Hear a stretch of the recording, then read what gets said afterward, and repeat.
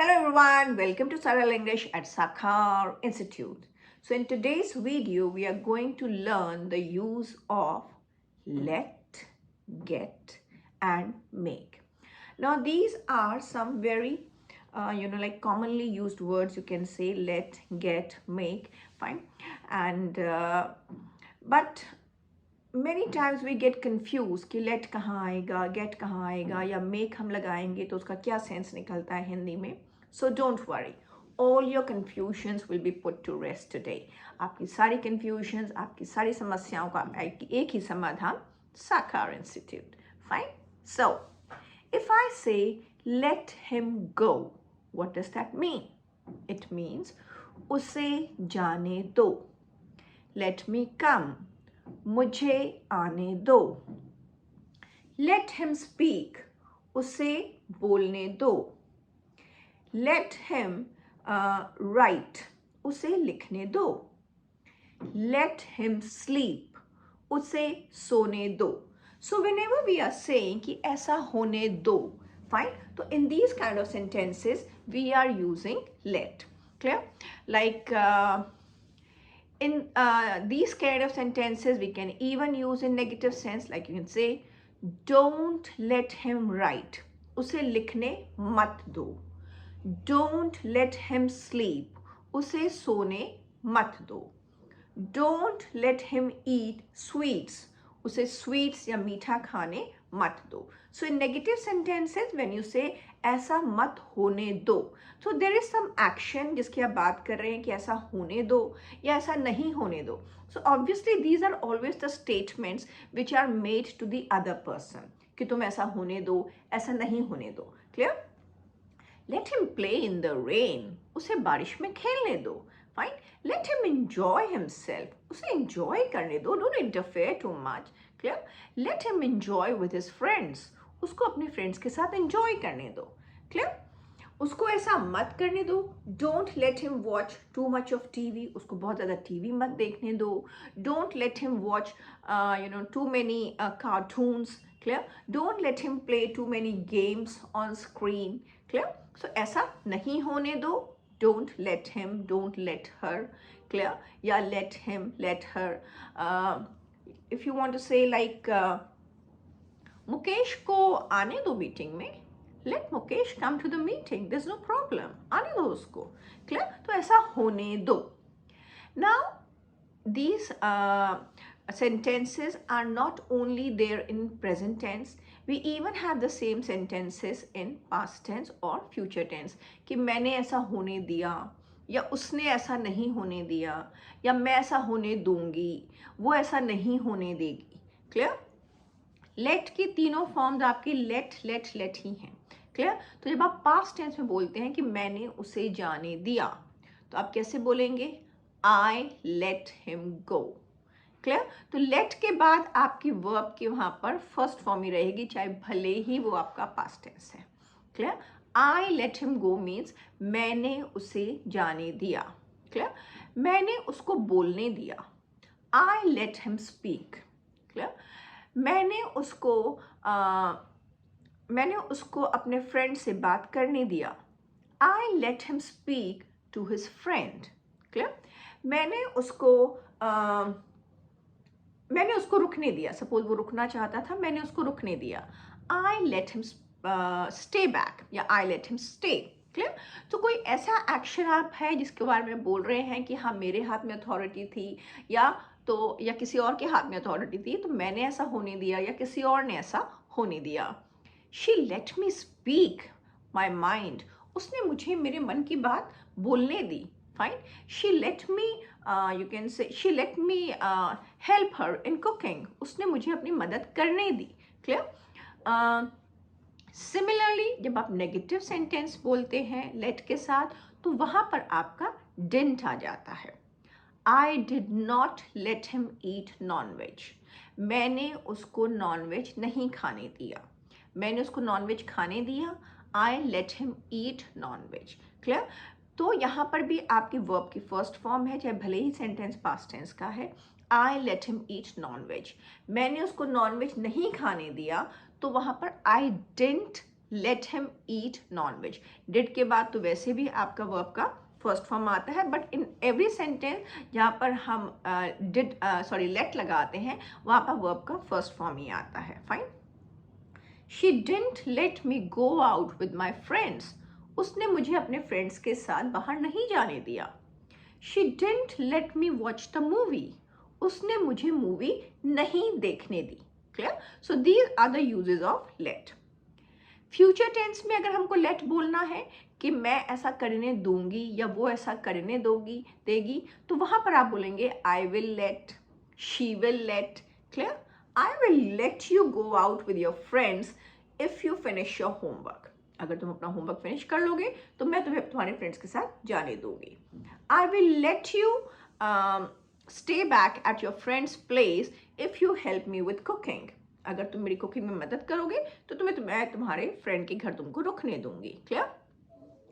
I won't let you go out so late at night. मैं तुम्हें इतनी रात को बाहर नहीं जाने दूंगी. He won't let me play on his mobile. वो मुझे अपने मोबाइल पर नहीं खेलने देगा. शी वोंट या will not. She will not let me eat non veg. वो मुझे नॉन वेज नहीं खाने देगी. They will not let the children go out and play in the rain. वो बच्चों को नहीं अलाउ करेंगे या नहीं जाने देंगे बाहर बारिश में खेलने के लिए. Clear? So these are your uses with let. So whenever we say कि ऐसा होने दो या ऐसा होने दिया या ऐसा होने देंगे, so in all these places you will use let.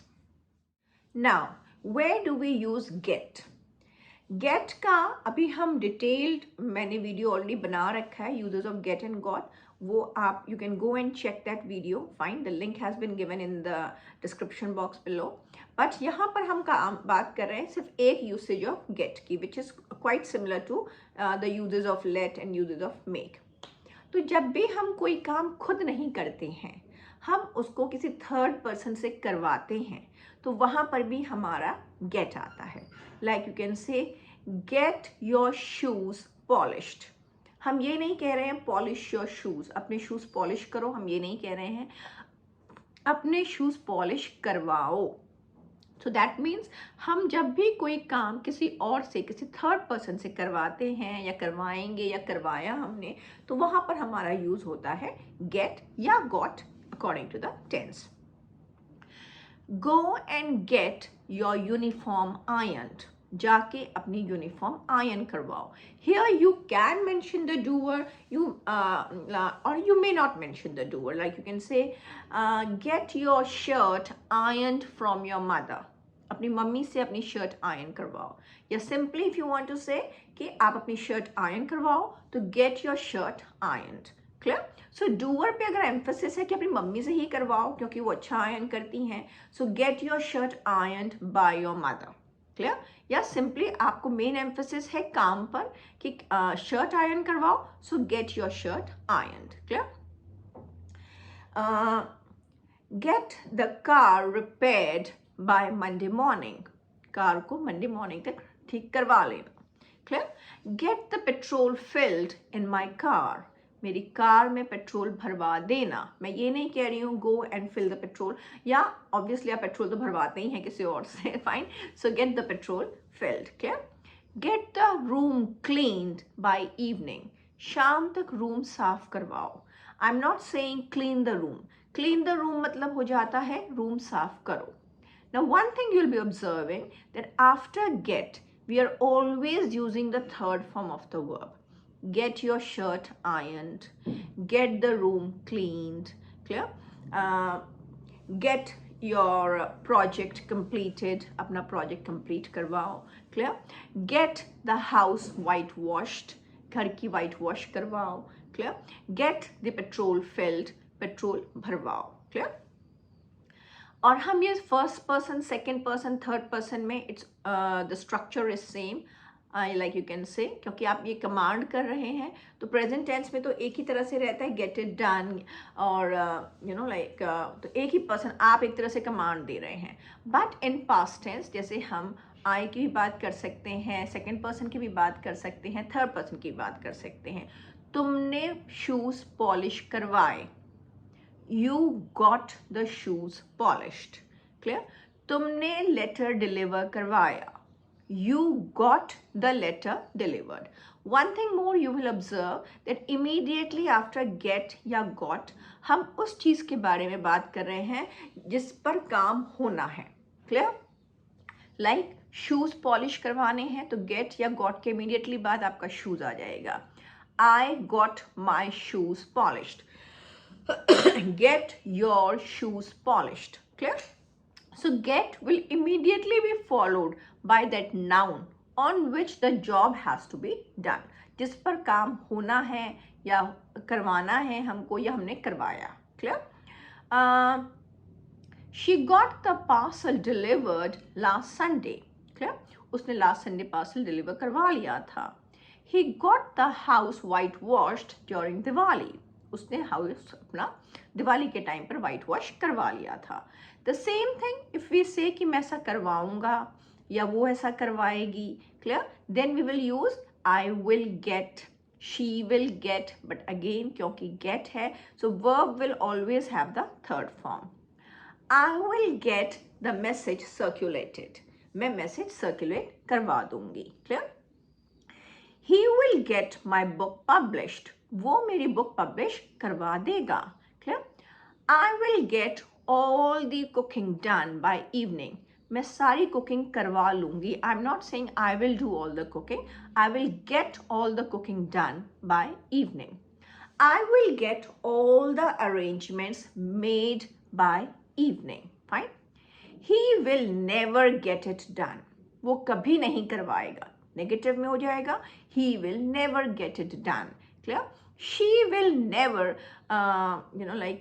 get the bike repaired, वो बाइक कभी नहीं रिपेयर करवाएगी. क्लियर? तो नेगेटिव सेंटेंस में आपका नेवर आ जाता है या नॉट आ जाता है. He will not, you can say I think he will not get his shoes polished, मुझे लगता है वो अपने शूज पॉलिश नहीं करवाएगा. Clear? So then it is will not और नेवर, व्हाटएवर. नेवर मतलब कभी नहीं और सिंपली नॉट मतलब कि ऐसा नहीं होगा. So whenever we are using get, it simply means कि जो doer mentioned नहीं होता है वहाँ पर, या doer पर इतनी ज़्यादा emphasis नहीं होती है. Clear? अगर doer आएगा भी तो it will be followed by. Clear? But get हमारा जब कोई actions में use हो रहा है तो it means कि हम वो action किसी और से करवा रहे हैं या हमने वो action किसी और से करवाया या करवाएंगे. Fine? Now, how do we use make? Make, अगर हम सपोज कहते हैं make him write all these words, so इसका क्या मतलब हुआ? उससे ये सारे वर्ड्स लिखवाओ. आप कह रहे हैं लिखवाओ लेकिन उससे लिखवाओ.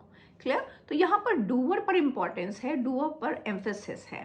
And we are getting the action done somewhat forcefully, हम एक फोर्सफुल तरीके से एक्शन को करवा रहे हैं. Make him write this sentence 100 times, उससे ये सेंटेंस 100 times लिखवाओ. So make him write. Clear? Make के बाद again it will be followed by the first form of the verb. You can say make him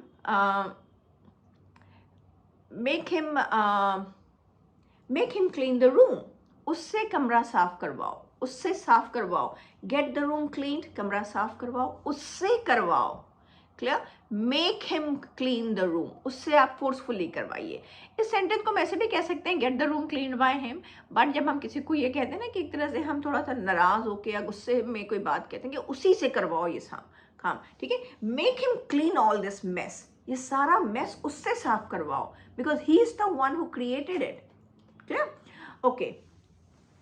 make her cook something special for dinner today, उससे कुछ अच्छा बनवाओ आज dinner पे. तो emphasis यहाँ पर डूअर पर है कि उससे ऐसा बनवाओ.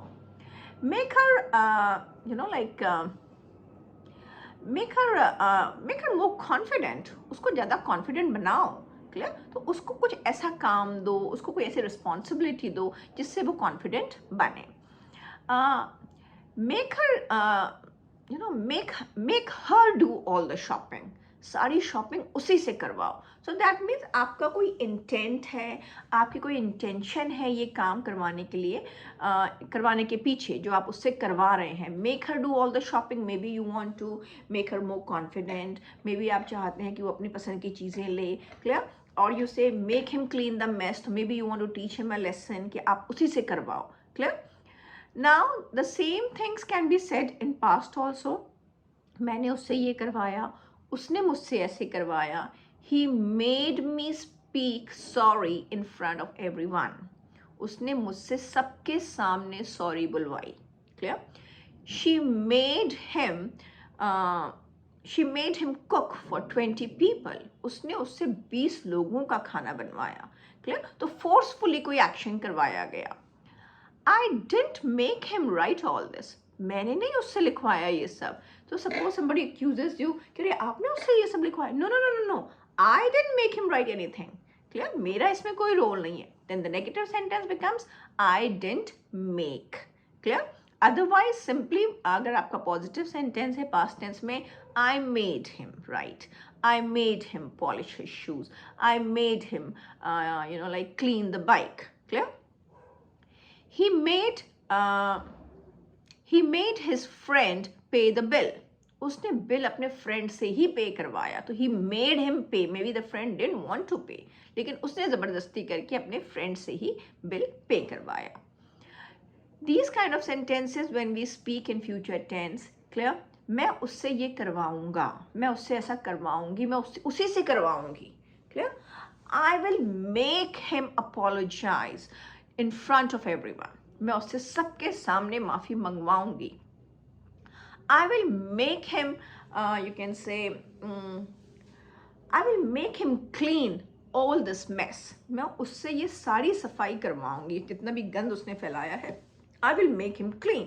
तो अगेन ये आप देख रहे हैं कि जब भी हम मेक वाले सेंटेंसेस बना रहे हैं तो उसमें एक थोड़ा सा एजिटेशन है, थोड़ा सा एंगर है, यू कैन से, एंड लाइक थोड़ा सा फोर्सफुल हमारा एटीट्यूड है कि मैं उससे ये काम ज़रूर करवाऊंगी, या तुम उससे ये काम करवाओ, मैंने उससे ये काम करवाया. Maybe it is out of some like आप किसी से बदले की भावना से ऐसे कह रहे हैं, या आउट ऑफ एंगर आप ऐसे कह रहे हैं. But these are not very like you can say cordial sentences, you can say. Fine. They are sentences under a little stress. Fine. They are not very polite sentences or very polite, you can say, statements or commands. Clear? तो यहाँ पर जब हम थोड़ा सा अपना गुस्सा जताते हैं या थोड़ा सा हार्श होकर कोई बात कहते हैं, so there in those kind of sentences we use make or made. Hope you've got something valuable from this video of mine, and you'll be able to use these 3 words, let, get and make, in a more proper manner. And I have been making many shorts on these topics as well. Do follow all these shorts and stay tuned, stay connected, keep following my videos, keep liking and sharing my videos. See you in another class, see you in another session, and till then, bye bye. And don't forget to like, share and subscribe. Bye bye.